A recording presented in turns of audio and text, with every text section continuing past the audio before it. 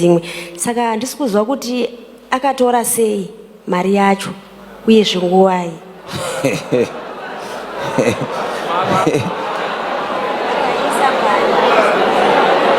Unoziva kuti chii mwana wamai?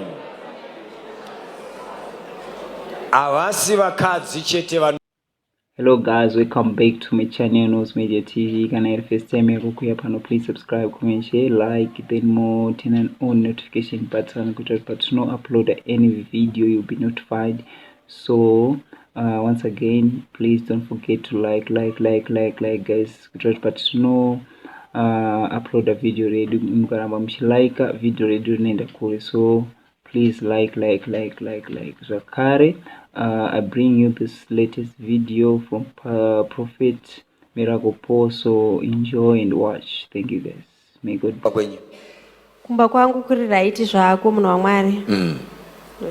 Hakuna kuti unotobvunza nyaya ingotaura gaga.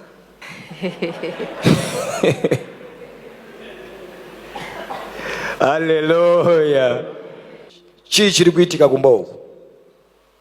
Munhu waMwari ndakashaya mari mumba musi wa26. Imari? Yenge iri $700. Okay. Ongo. Munoita nezvei paupenyu? Ndinohodha grocery ndichitengesa. Okay. All right. Shamwari. Tinda kungwarirwa paupenyu. Manga muri kupi musi wa25? Manga muri kupi? 25 ndakabuda ndichienda ku lake. Manga muri ku lake? Ongo. Vamazobva ku lake vamauya pamereki? Ichokwadi. Vamambogocha nyama zvenyu muri pamereki? Ichokwadi. Vamazobva pamereki kuma past 2? Ichokwadi. Makuenda kumba? Ichokwadi.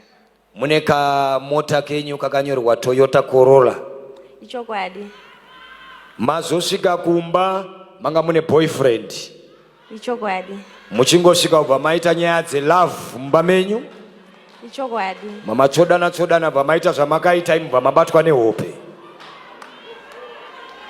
Ichokwadi ndakarara. Vamarara vamazomuka kwachena? Ichokwadi.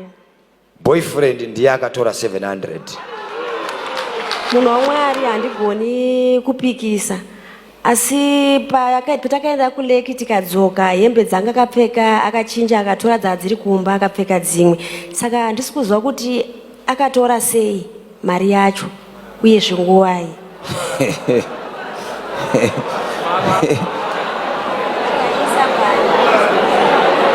Unoziva kuti chii mwana wamai?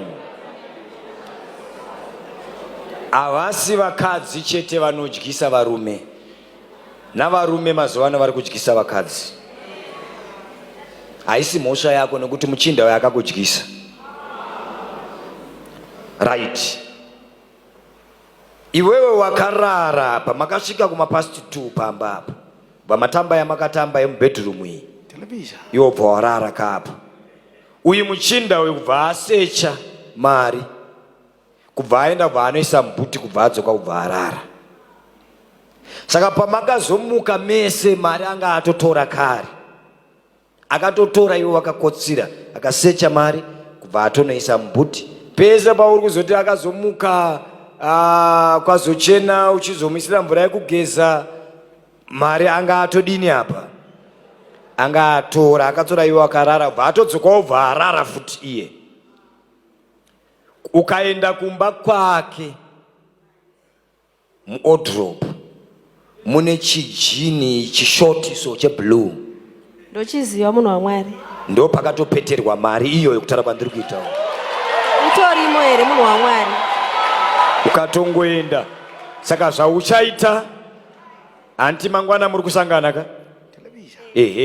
Saka taakuda kutoti titokusunungura kuti uende. Iwe ukasvika achambokusiya achienda pa5 Avenue kunotenga mawine.